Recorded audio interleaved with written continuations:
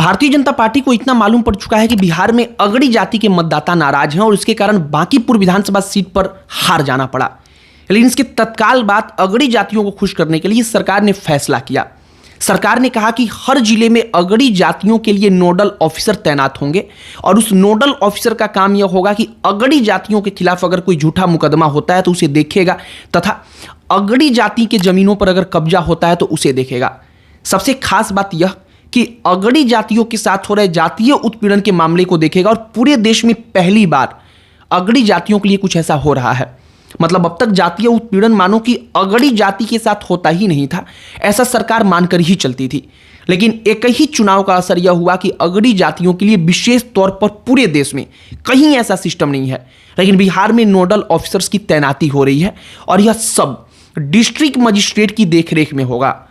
अगड़ी जातियों को मिलने वाले आर्थिक आरक्षण वाले सर्टिफिकेट को लेकर अगर कोई दिक्कत है तो उसे सुलझाया जाएगा। लेकिन अब भी कई सारे सवाल हैं कि ईडब्ल्यूएस आरक्षण में उम्र सीमा को लेकर हर बार लड़ाई क्यों लड़नी पड़ती है। इस आरक्षण के अंतर्गत पंचायती राज और अन्य चुनावों में सीट रिजर्व क्यों नहीं किया जाता। हाँ, मतलब अगर आप आरक्षण दे रहे हैं तो फिर पूर्ण रूप से दीजिए, ना कि सिर्फ कागज पर दिखाने के लिए दीजिए। अब इस एक चुनाव का असर भविष्य में क्या पड़ेगा, भाजपा की बैठक में किन मामलों को चुनाव हारने का कारण बताया गया, सब पर बातचीत करेंगे, सब पर चर्चा करेंगे। लेकिन आगे बातचीत करने से पहले हमारा नमस्कार स्वीकार करिए। हमारा नाम मोहित कुमार सिंह है। जैसे बिहार में हर जिले के अंदर अगड़ी जाति के लिए नोडल ऑफिसर की तैनाती होने जा रही है, ऐसे ही मुझे ऐसा लगता है कि उत्तर प्रदेश में भी अगड़ी जातियों को डिमांड करना चाहिए, क्योंकि मैंने आमतौर पर बहुत ऐसे मामले देखे हैं, बहुतायत देखे हैं, जहां एक छोटा सा विवाद होता है, कोई सड़क पर जा रहा है, किसी को कोई कुछ कह देता है और बाद में जाकर जब मुकदमा कराया जाता है तो उसमें जाति के अपमान को जोड़ दिया जाता है और फिर तुरंत थाने पर SC/ST एक्ट के अंतर्गत मुकदमा दर्ज करा दिया जाता है। मतलब बेवजह वहां पर कोई जाति का एक शब्द तक नहीं कहता, लेकिन फिर भी SC/ST एक्ट के अंतर्गत मुकदमा दर्ज कराया जाता है और जातीय गौरव पर उसने हमला बोला है ऐसा कह दिया जाता है। फिलहाल हम बात भाजपा की जो बैठक हुई है बिहार में उसके ऊपर कर लेते हैं। इस बात को स्वीकार किया गया कि सोशल मीडिया के जरिए प्रशांत किशोर जो तमाम बातें फैला रहे थे, जनसुराज जो उनकी टीम थी वो फैला रही थी, उसको काउंटर भारतीय जनता पार्टी नहीं कर पाई। जबकि भाजपा से बढ़िया सोशल मीडिया पर पकड़ किसी दूसरी पार्टी का नहीं था। अब तक ऐसा माना जा रहा था, अब तक ऐसा कहा जाता रहा है। अब तक कहा जाता है कि बीजेपी के सामने सोशल मीडिया पर कोई नहीं टिक पाएगा, क्योंकि उनके पास पैसा है, नैरेटिव सेट करने वाले लोग हैं, तमाम पूरा का पूरा इंफ्रास्ट्रक्चर बना हुआ है। लेकिन फिर भी भारतीय जनता पार्टी यहां पर प्रशांत किशोर के जनसुराज से हार गई और सोशल मीडिया पर चुनाव के माहौल में हार जाने के कारण ग्राउंड पर असर पड़ा। इसके बाद इस बात पर भी चर्चा की गई कि नीट छात्रा का मामला, भरत तिवारी का मामला, जो अगड़ी जातियां थी इनके मन में इसके कारण कलेक्टिव गुस्सा था। कलेक्टिव गुस्सा का मतलब कि हर अगड़ी जाति का मतदाता बीजेपी को सबक सिखाने के लिए तैयार था। सम्राट चौधरी ने एक और महत्वपूर्ण बात की। उन्होंने कहा कि हम गोरखपुर हार गए थे। हमने इस गोरखपुर वाली सीट का जिक्र इसके पहले भी एक वीडियो में किया था, जब अभी सम्राट चौधरी ने कुछ नहीं कहा था, बीजेपी की तरफ से कुछ नहीं कहा गया था। हमने कहा था कि गोरखपुर में योगी जब मुख्यमंत्री बने तो उनकी जो सीट थी वो भारतीय जनता पार्टी चुनाव लड़कर हार गई। लेकिन इसका मतलब यह बिल्कुल नहीं हुआ कि भारतीय जनता पार्टी पूरे प्रदेश में इसके बाद चुनाव हारने लगी, बल्कि इसके बाद भारतीय जनता पार्टी लोकसभा का चुनाव जीतती है, फिर विधानसभा का चुनाव जीतती है और यह सब कुछ हुआ। तो कहने का मतलब है कि एक सीट हार जाने का मतलब ऐसा बिल्कुल नहीं है कि वोट शिफ्ट कर गया या कुछ ऐसा हो गया जो अब भारतीय जनता पार्टी उससे उभर नहीं सकती है। बल्कि एक सीट पर जब चुनाव भारतीय जनता पार्टी हार गई तो सम्राट चौधरी उसी गोरखपुर सीट का जिक्र करते हैं और कहते हैं कि हम गोरखपुर हार गए थे, लेकिन फिर हमने उत्तर प्रदेश में वापसी की। ऐसे ही बिहार में भी हम चुनाव हारे हैं, हम फिर वापसी करेंगे।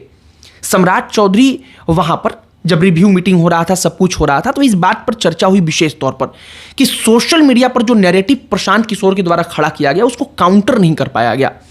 अब इस बात की चर्चाएं चली हैं कि अगर कोई लोकल चुनाव होता है तो उसके लिए अलग से सोशल मीडिया पर काउंटर करने के लिए, सोशल मीडिया पर चीजों को मैनेज करने के लिए एक टीम बनाई जाएगी, जो टीम केवल उस लोकल स्तर पर उन चीजों को मैनेज करेगी। भारतीय जनता पार्टी इस बात को समझ पा रही है कि सोशल मीडिया किसी भी क्षेत्र विशेष के लिए, किसी भी चुनाव के लिए कितना बड़ा इंपैक्ट आज के समय में डाल रहा है। अब इसके बाद एक और महत्वपूर्ण बात यह होती है, जो मालूम पड़ता है कि 50 विधायकों को ड्यूटी दी गई थी कि वो वहां पर जाएं, वहां पर जा करके गली मोहल्ले में घूम करके लोगों से बातचीत करें, जातियों के हिसाब से मतदाताओं से मिलें। लेकिन उनमें से अधिकांश विधायक सिर्फ अपने ऑफिस में बैठकर रिव्यू करते रहे, मतलब देखते रहे कि काम बढ़िया चल रहा है, कार्यकर्ता उनका जा रहा है, कार्यकर्ता वहां पर मिल रहा है, लोगों के बीच वहां पर बैठकें हो रही हैं, झंडा लग रहा है, सिर्फ ये चीज देखते रहे। वो खुद ग्राउंड पर उतर कर गए ही नहीं। और उन विधायकों के ना जाने का कारण रहा कि भारतीय जनता पार्टी कनेक्शन नहीं बना पाई। इस बात को भी कहा गया है। और यह बात एक बात और दर्शाता है कि भारतीय जनता पार्टी के नेता ओवर कॉन्फिडेंस में थे। उनको लग रहा था कि यार इस सीट पर बीजेपी को कोई कैसे हरा सकता है। मतलब जहां भारतीय जनता पार्टी कभी 50% से कम वोट लाती ही नहीं, 60% से ऊपर पिछली बार भी वोट लेकर के नितिन नवीन आए थे, वहां पर कैसे हार सकती है। आधा से ज्यादा तो हमारे ही पास है। उस सीट पर तो ऐसा हुआ है कि बीजेपी कई बार 80% के आसपास वोट लाई है। मतलब 80% तक वोट आप समझ सकते हैं कि 100 लोगों ने वोट डाला, उसमें से 80 लोग एक ही पार्टी को डाल रहे हैं। ऐसी स्थिति में फिर भी वह सीट भारतीय जनता पार्टी हार गई। अब इस रिव्यू मीटिंग के बाद से इस बात की उम्मीद है कि बिहार में जो सरकार है सबसे पहले सम्राट चौधरी के इमेज को ठीक करेगी। दूसरा, अगड़ी जातियों के बीच जो नाराजगी है उस नाराजगी को दूर करने का पूरा प्रयास किया जाएगा।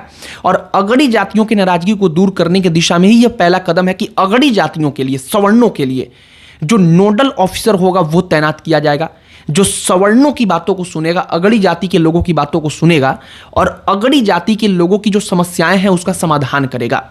आमतौर पर हमें ऐसा लगता है कि अगड़ी जाति के अगर आप हैं तो फिर आपके जमीन पर कब्जा कौन करेगा, लेकिन हुजूर ऐसा होता है। अगड़ी जातियों में जो गरीब हैं उन गरीबों के जमीनों पर भी कई दूसरी जातियों के लोग जो ओबीसी में आते हैं, पिछड़ी जातियों में आते हैं, वो कब्जा कर लेते हैं। ये बात सच है, लेकिन वो कुछ नहीं कर सकता क्योंकि एक नैरेटिव पूरा का पूरा ये ऑलरेडी बना हुआ है कि जो अगड़ी जाति का है वो तो दबंग है ही, वो उसके लिए कोई कानून, उसके संरक्षण के लिए कुछ करने की जरूरत नहीं है। लेकिन पहली बार बिहार सरकार ने इस पर फैसला लिया और कहा गया है कि सिर्फ कुछ दिनों के अंदर नोडल ऑफिसर तैनात हो जाएगा, उनकी ट्रेनिंग हो जाएगी और डीएम की देखरेख में सब कुछ होगा।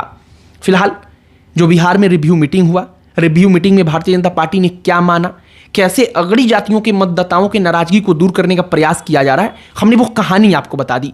एक बात और है, नीट छात्रा का मामला और भरत तिवारी का मामला अच्छे से सम्राट चौधरी हैंडल नहीं कर पाए। नीट छात्रा का जो मामला आया था, अगर वहां पर सम्राट चौधरी परिपक्वता के साथ खुद आगे आकर के फ्रंट फुट से मिलते, सारे मामले पर गंभीरता से सुनते, तो फिर वो मामला इतना बड़ा बनता ही नहीं। दूसरा, भरत तिवारी का मामला जो आया, भरत तिवारी के मामले को भी अगर सम्राट चौधरी समय रहते हैंडल कर पाते, समय रहते मिल लेते, समय रहते इस चीजों को लेकर सख्त हो जाते। एसटीएफ का जवान आखिरकार गिरफ्तार हुआ, लेकिन चुनाव के बाद हुआ। अगर यही काम उस एनकाउंटर के कुछ दिनों के अंदर कर लिया जाता, सम्राट चौधरी के सर पर वो क्रेडिट बच जाता कि नहीं, सम्राट ने गलत नहीं होने दिया। लेकिन सम्राट चौधरी वहां पर मिस कर गए। बाकी जो सारी की सारी कहानी थी, हमने वो कहानी आप तक पहुंचाई है। आपकी इस पर क्या प्रतिक्रिया है कमेंट बॉक्स में लिखकर बताइएगा। अन्य कोई टॉपिक जिस पर आप चाहते हो कि हम चर्चा करें, बातचीत करें, उसे भी कमेंट बॉक्स में लिखकर बताइएगा। हमारा पूरा प्रयास होगा कि हम उस विषय पर भी चर्चा करें, उस पर भी वीडियो बनाएं, उस पर भी बातचीत करें। बाकी इस वीडियो को यहीं पर समाप्त करते हैं। अंत में हमारा परिचय, हमारा नाम मोहित कुमार सिंह है। बहुत बहुत धन्यवाद।